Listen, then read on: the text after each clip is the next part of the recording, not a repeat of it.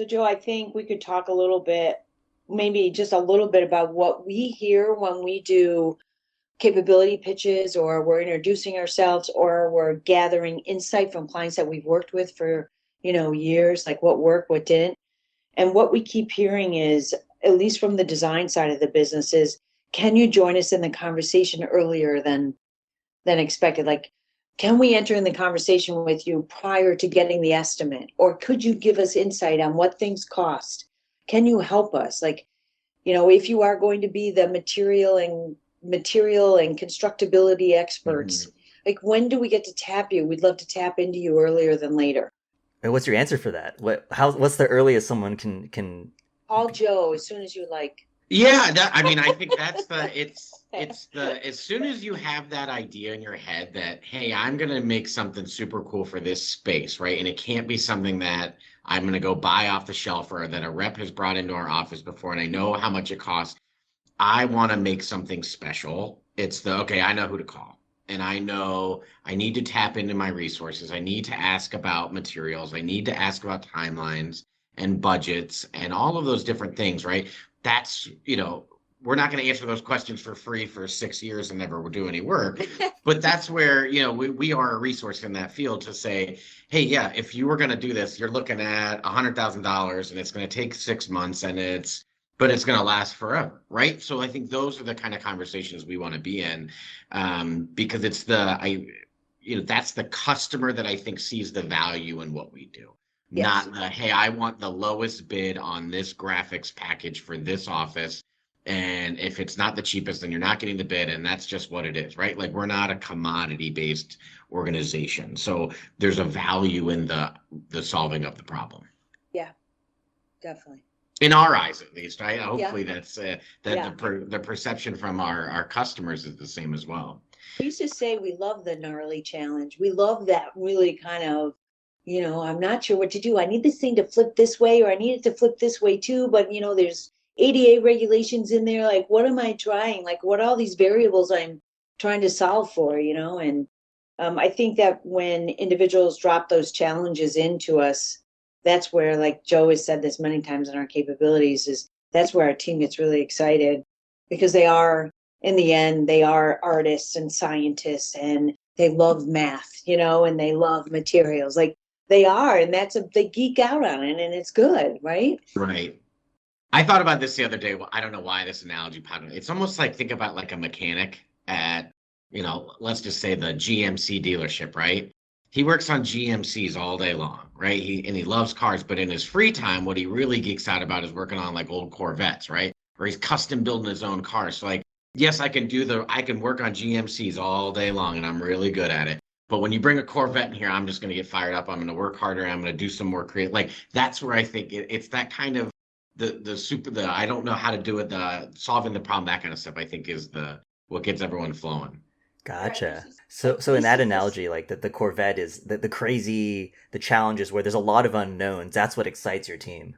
Right. For sure, for sure. Like we talk about the inventing of things. We worked with a team and they're like, we want to make this sign out of coffee beans, and we want light coffee beans and dark coffee beans. The light ones are going to make a word. And we're like, yeah, you don't do that every day, right? So those are the conversations we actually like, will prototype it. And the really amazing thing is, and when you cut through it, I can still smell the coffee beans years later. Like those kind of interesting kind of findings also add to the design. So what happens if they did keep a part of this cut and raw, that every time somebody walked by, it would now trigger a different sense that they weren't expecting. And those are the type of things that happen along the way with when we're trying to solve for these inventions that actually like almost inform different outcomes. And that's where our team gets really excited is, oh my God, look what happened when I cut this. Oh my God, the whole shop smells like coffee beans. Why is that, right? I Yeah. think I need a coffee. Yeah. When you're doing that, then are you working pretty close side by side, or what's the process to keep the design team informed? Yeah, I would say that it depends on the design team. So another, right, is how we engage or how we have the conversations is important. So if we're at a distance, if we're at miles from each other, There are ways that the project management group will keep in touch with that design team. So they'll either do it through different types of communication, like sending a prototype, taking photos in the shop as it's progressing to show that what's happening, to detailed documentation drawings that designers understand. It's a language they get, that visual language. And so those are the types of ways that we'll communicate side by side to the designer as we move forward. A lot of tried the language too, right? Like, can you explain to me this? Like, okay, I'm looking for a really sleek, like, texture. Like, give me an example. Like, those types of conversations. I think it's the alignment to the design language that we hone in on as well, to make that journey informative in a way that they can start to visualize, or we'll send prototypes so people can touch and feel things, right? So yeah, trying to bring that. How do you get them over your shoulder to see the progress, right, when we're at a distance? So we'll use different tools to do that. Yeah, that's amazing. It sounds so interesting too, because some ideas might seem great and you think you get it, and you're having Yeah. this conversation, you realize, oh, you were saying something completely different than Yes. what they thought. So until they see it and it's tangible, it's kind of a big question mark, and everyone's just nodding heads and glazed Right. eyes. It's amazing when you talk about something, then you go and even just like rough sketch it and look at it and be like, no, no, no, no, that's not what I meant. Like, Yes. it's like I would love to put myself in someone else's brain sometimes, and be like, what, how do you see that? And I don't see that, and vice versa. Like, Yeah, yeah, definitely. What we pride ourselves on is sort of design for manufacturing. It's not sort of, it's what we do. So as a designer goes through their process, to your point, when we start to bring it to life, there are certain things that we consider, right? Like safety, what's behind the wall and the ceiling, like what are we connecting to? So some of that stuff isn't like really sexy stuff, but we have to bring it up, right? That's important to the project. And that actually may affect the design in a way that a panel may have to become thicker, or there has to be extra blocking in it, or we have to put extra supports. And by the way, that support's going to show. So now it has to become a design part of the design language, right? Of the overall piece. So how do we solve for that? So there is a back and forth, and there's a reality, I think, that we bring to the situation that the designer then can move forward with. But you're right.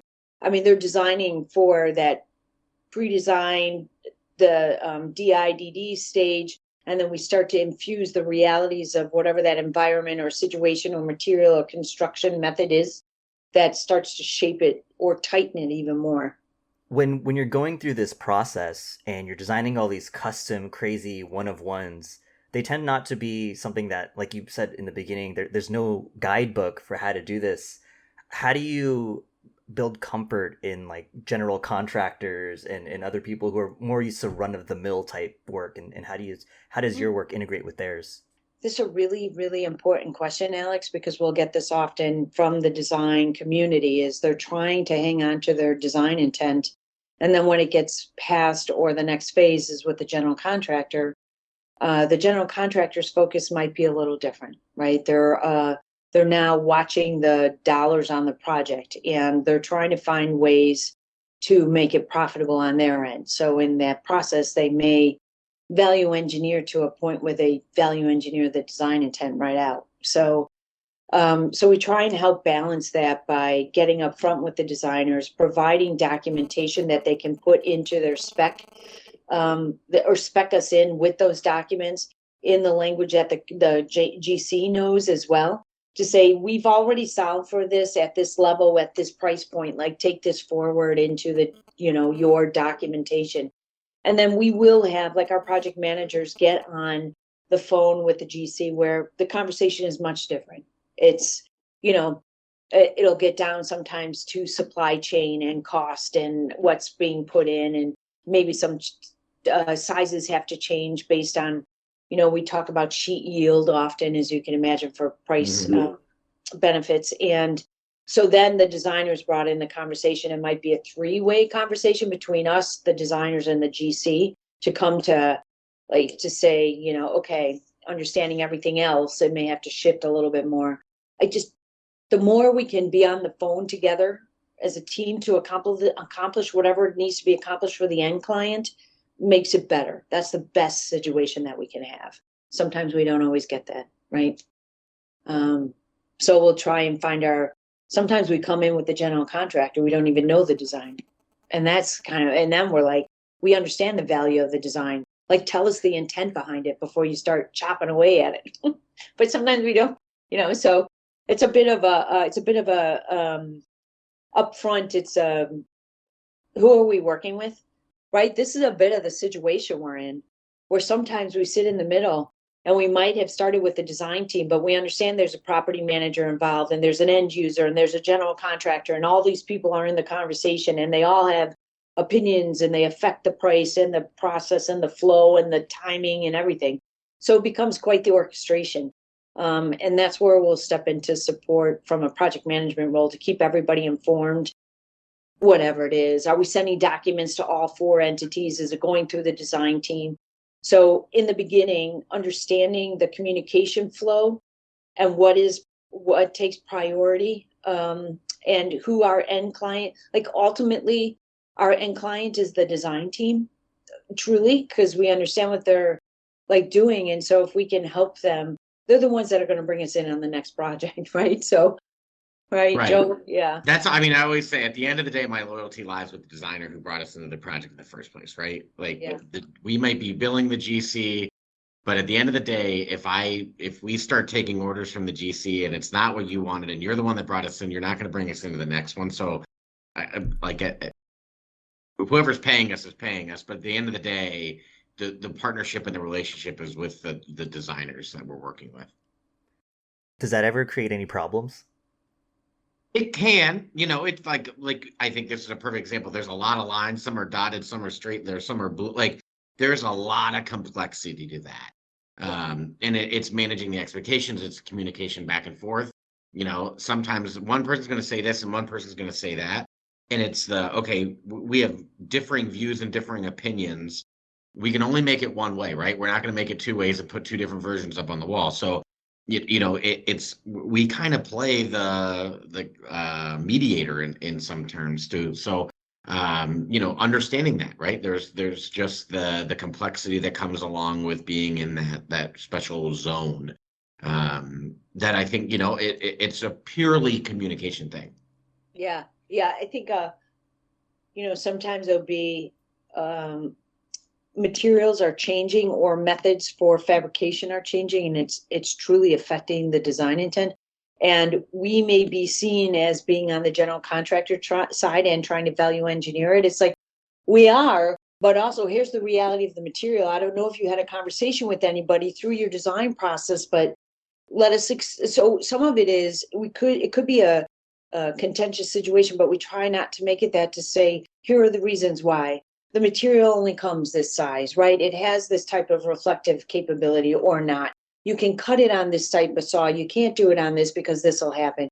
You can't print on this because it may rub off. Like, to Joe's point, the communication is how much can we share to get us all kind of aligned. And then, the designer I have a design background, and understanding that to be a really great designer, you have to understand all the variables at play and be able to communicate the progress to the client, because ultimately, you're not designing for yourself. There is a client in here. And so the way we communicate in a way that everybody understands, and still demonstrating that we are here to make a beautiful product in whatever it is in the end. That's our goal too. We want to make everybody look good because we want the work, right? So I think that it's a dance, but we are here to make it look great, because if the work looks great, then we'll get more work. So yeah, it's good. Yeah, this all exists in an incredibly complex system, and a lot of what you're describing, I know, takes years and years of practice, of experience of doing it. A question came up recently from a younger designer. Is there any resources that's sort of like a material library, or just something that you can use to help understand what options designers even have before they begin to work with you? Before they can work with Moss specifically? More just in general, when you're creating custom fabrications or design, if you have access to resources or a toolkit, to just expand your language of what's possible. I'm sure there's some value of designers knowing the different types of polymers available and the different, but the likelihood of someone having that level of interest may not necessarily be the case for every design. But are there resources that you have, or just ways that you even talk to designers to help them understand what's possible? Yeah, I mean, I would say kind of how we set up, our capabilities types meetings are to explain that if you don't know what it is, reach out to us. We have stock materials. We have the ability, we have a procurement team of 4 specialists that do nothing but source our stock materials, but also the specialty source items. So if there's something that, hey, this is going to be the best use for this, there's a lot of expertise in this building that has built a lot of unique things with a lot of different materials. So if we ask the right questions, what's the environment? Is it in public use or is it in private use? Like all those environmental questions will help us inform on, okay, this would be the best way to produce that design. So I would say for someone more junior that doesn't know the world of material, I don't know the world of materials, right? I know what we have and I know what we've worked with, but there's going to be a day where I say, hey, what can we do with this that I don't know of, right? We're always going to continue to learn. So I think it's rely on vendors that do have a specialty in those areas, right? If you're looking at metal sculpture, go talk to someone who's worked in metal sculptures for a long time to understand, hey, what kind of metal do you use for this? Is it really expensive, or is there a cheaper option that you can use, but it might not last it? Like, I think rely on the experts, right? And ask as many questions as possible. There's always, and as much as you learn now, let's just say if you spend 10 years trying to learn everything that there is now, in 10 years, there's going to be so many new things that you don't know about again. So it's constantly just educating yourself. I think it's going to the SCGDs of the world and going to these conferences that have new materials, and you can learn about them, you can touch them, you can feel them, you can see them in person. And asking the questions, hey, I've never seen that before. What is it and how do you use it? I mean, there's no other better way to learn. Yeah. Yeah, I think, at a core, like, of a good designer, right, is staying curious. So I think there's a bit of, as far as tools, if there are sort of blogs or companies you can stay, connect to their feeds, because as Joe's saying, like, there's so much that's happening and things are evolving. We can do our best to bring we have material samples and we have that type of thing that we send to architectural firms and design firms to keep in their library, which, it's the material on the back of the specs, right? So you have some information you can design with.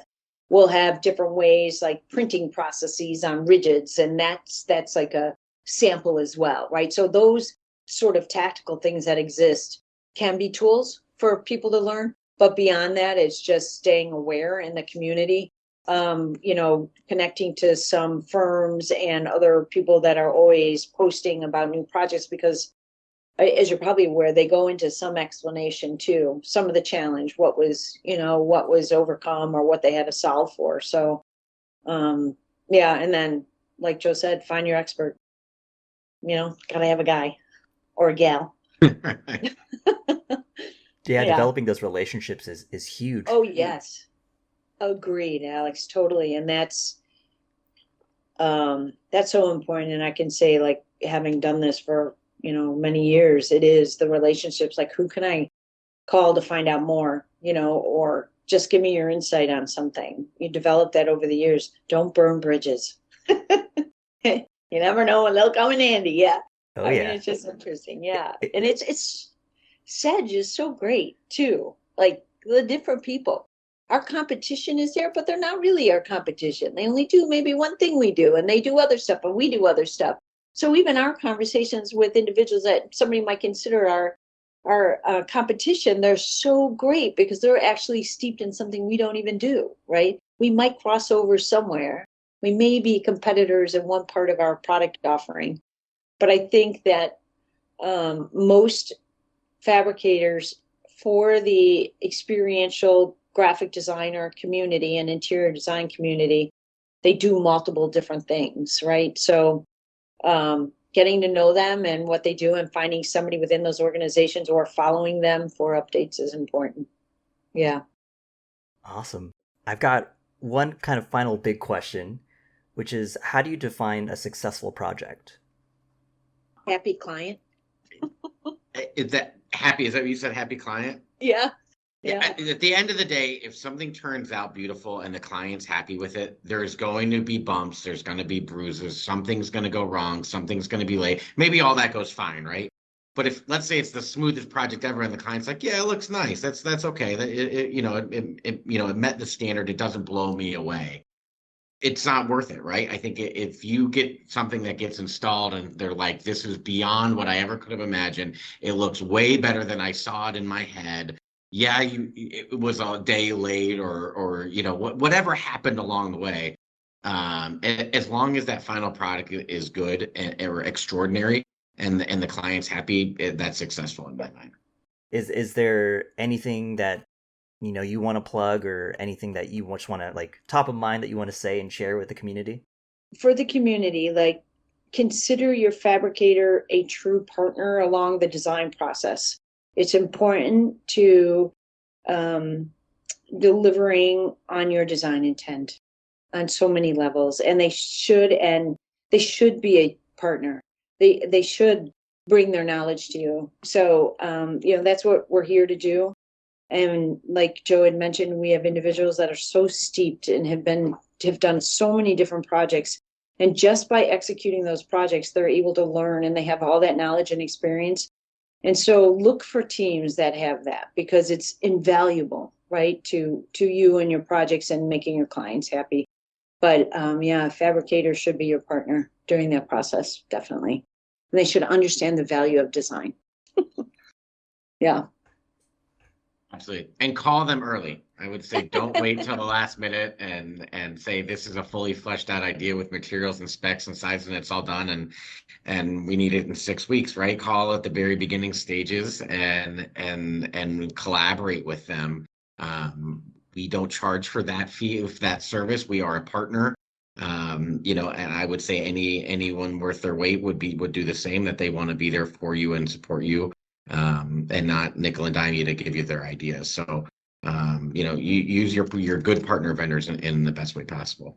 And keep inventing, because we're here. Like, yes. We want to do that with you alongside. So keep inventing. Yeah. Yeah, those are all great advice. How can people reach you and find you? Online, mossinc.com. We have information that gets posted, new case studies. We've got email drip campaigns. You can sign up for newsletters. We send out information to our target markets in various industries and market verticals with the latest and greatest on what we're seeing and what trends we're seeing. And we're at a lot of industry events. So there's a lot of different ways out there. Instagram, LinkedIn, mossinc.com. Sweet. Thank you.